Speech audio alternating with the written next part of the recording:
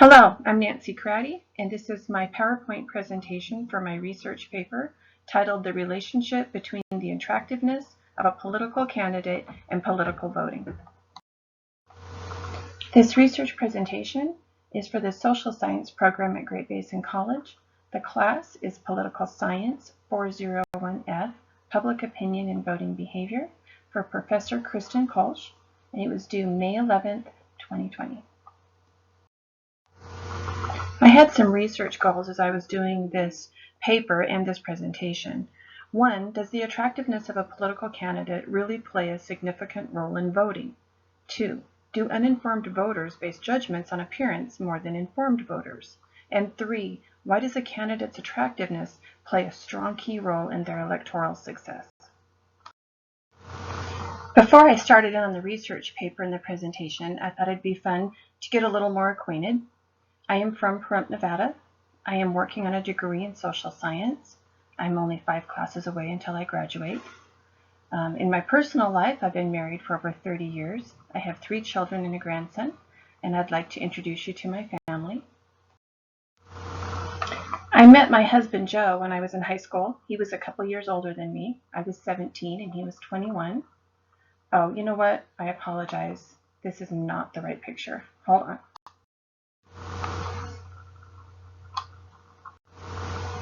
So my husband and I began dating. We dated off and on for 3 years. I was 20 when I got married, and a few years later we started our family with twin boys and then a daughter. And again, I am so sorry. I downloaded the wrong picture again. Hold on one second.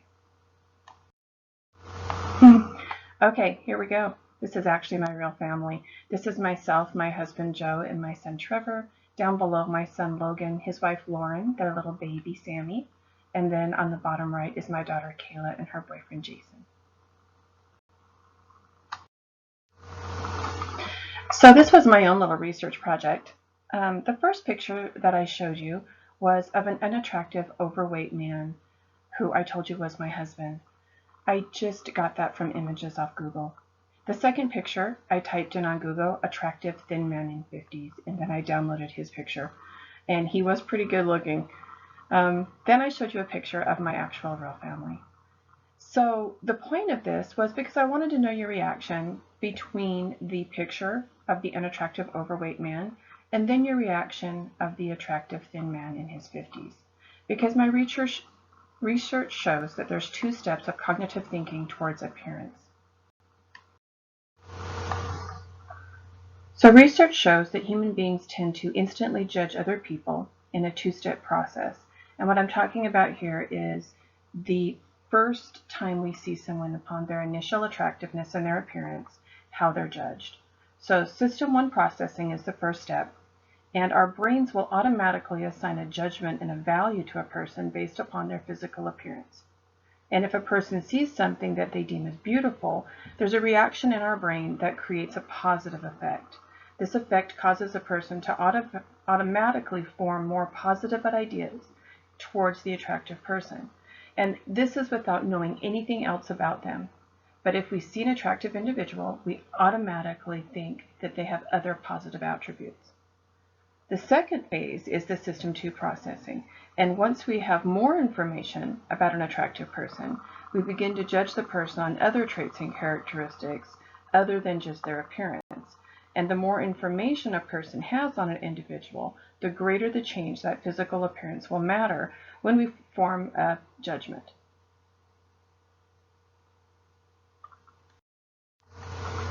I'd like to just introduce some of the more interesting research topics that I study because the paper is so long. First of all, the benefits of being attractive. It does seem to be universal that attractive people have more benefits in life and in society.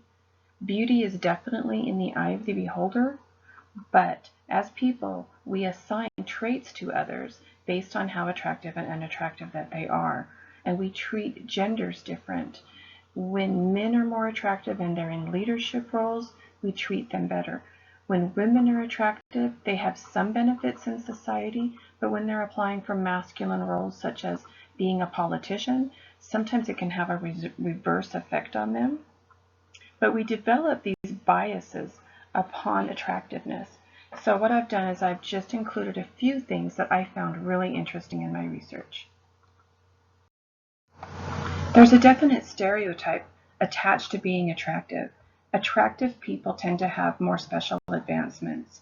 They are usually treated to be a better person, have more desirable personality traits, be more assertive, determined, efficient, industrious, intelligent, competent, honest, reliable, creative, even empathetic and sympathetic.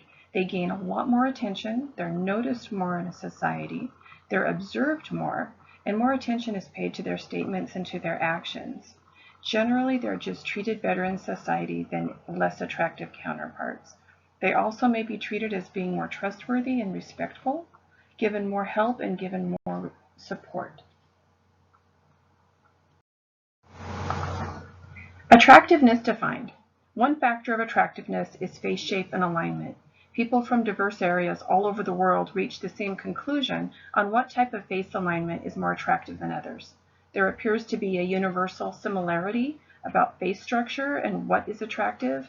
Internationally, people with unattractive faces are viewed more negatively. Another factor is a baby face, which includes having a larger forehead with eyes, nose, and mouth set lower on the face. An adult with a baby face can even be perceived as having more positive traits, such as being innocent, trustworthy, honest, sincere, and kind. Another factor is body shape and size. Generally, people instantly view individuals who are overweight as being unattractive, lazy, unintelligent, and unsuccessful. Most people have this anti-fat bias, which is a negative response to fat people and even themselves if they're overweight. Thinner people are often viewed as being more attractive, intelligent, and successful. They receive more positive responses from society. And this plays a part in the political world also. All of the preceding information that was in my research paper brings us to the main topic, and that is attractiveness in relation to politics. And politics and the role of attractiveness of a political candidate do play a very large role in social society.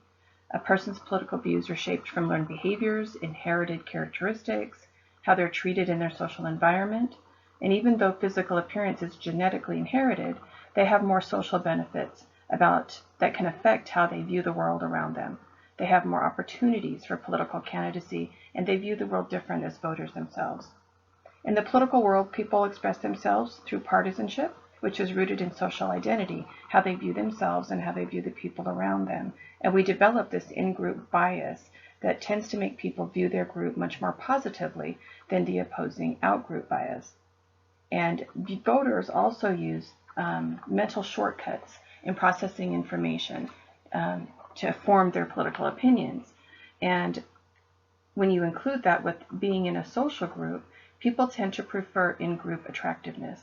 So once a preference is decided, an in-group bias forms, as well as a very powerful attachment to that group and also to the ideology. And voters tend to have immediate favorable views to attractive political candidates. And all of the research indicates that.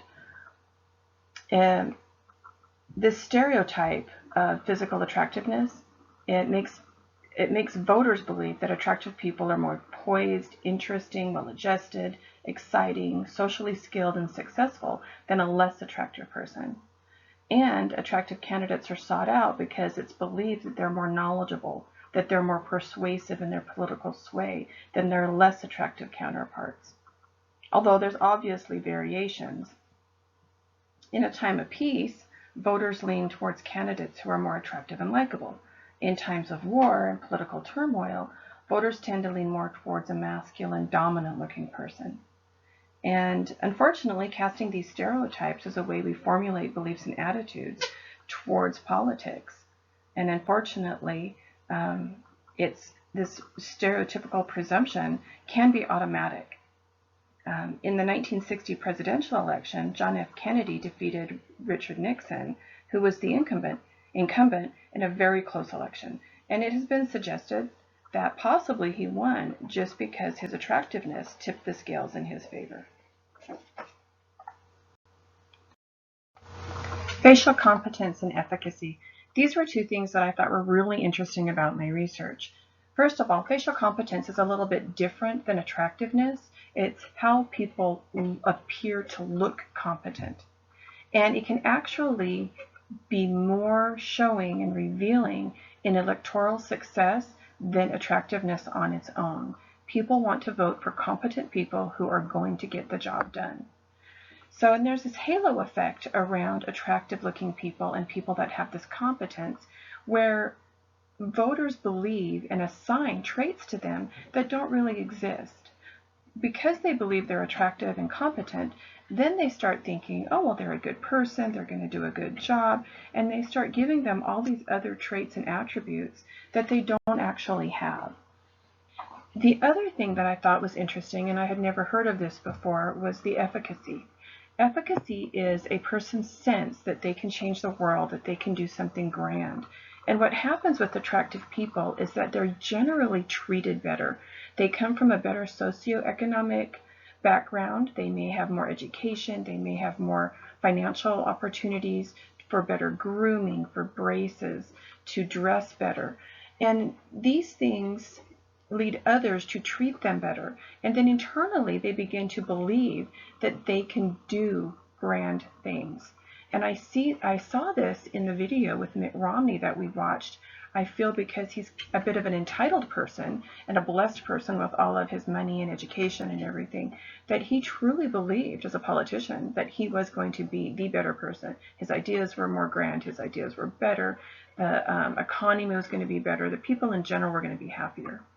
And this sense of efficacy in candidates also helps them get elected, because people look at that as an attractive trait. Another key point in my research was studying informed voters versus uninformed voters.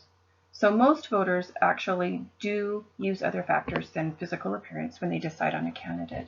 And some of those traits are marital status, age, titles, gender, academic titles, immigration background, and even sexual orientation.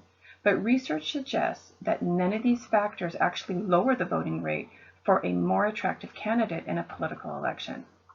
In fact, at times, the additional information can increase the candidate's chances for being elected. And I thought that was really interesting.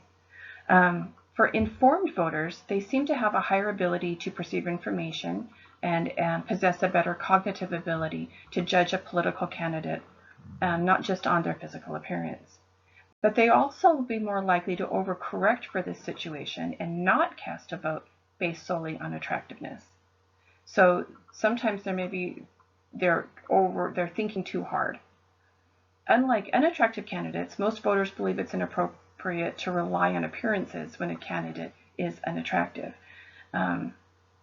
Because informed voters will also overcorrect their judgment for an unattractive candidate and not cast a vote based solely on appearances. So this correction bias takes place more often when the candidate is unattractive as opposed to being attractive. Voters who are more informed will take into account the competency, and we just talked about facial competency, but the actual proved competency of an unattractive candidate, and maybe give them more thought before they actually go into the voting arena.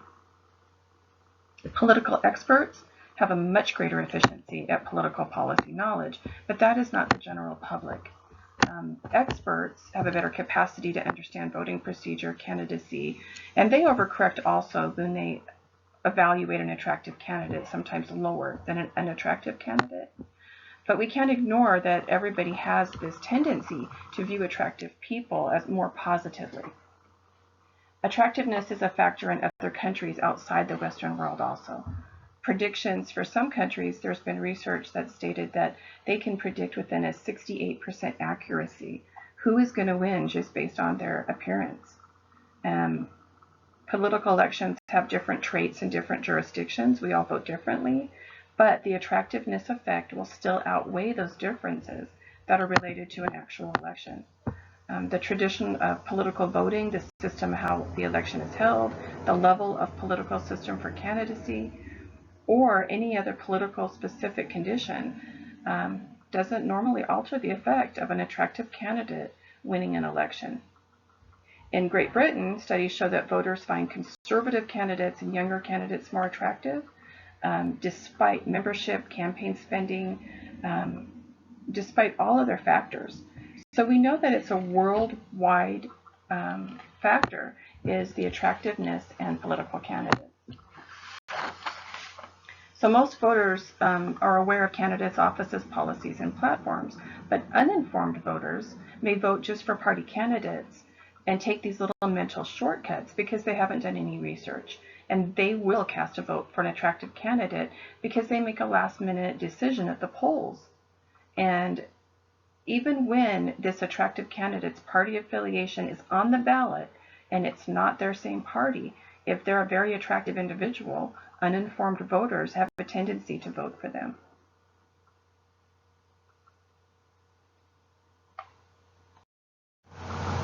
One factor that can affect attractiveness of a political candidate is their age and also health factors. As people age, they develop health issues that can create stress, a need for medications, physical or mental ailments, and all of these things can affect their cognitive thinking, their intellect, judgment, and even their emotional stability. And attractive people are usually judged to be in really good health. In general, people view unattractive people more negatively and not as leaders because unattractive faces have similar attributes to the faces of unhealthy people. So there is a correlation between unattractiveness and being in bad health and getting older.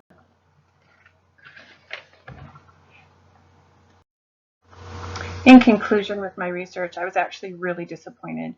I did not realize how much of an impact that attractiveness of a candidate plays when people are voting, especially for uninformed voters who rely on these shortcuts instead of actually getting to know the candidates and their ideology. And as a final thought, as we're talking about appearances and attraction levels, this is my husband on the left, and people always tell him that he looks like Donny Osmond, especially an older Donny Osmond, and he hates it. He absolutely hates it. He thinks he looks more like Billy Ray Cyrus on the far right, and I think he looks like Tim McGraw on the very bottom. So I really think appearances can be objective. Thank you for listening.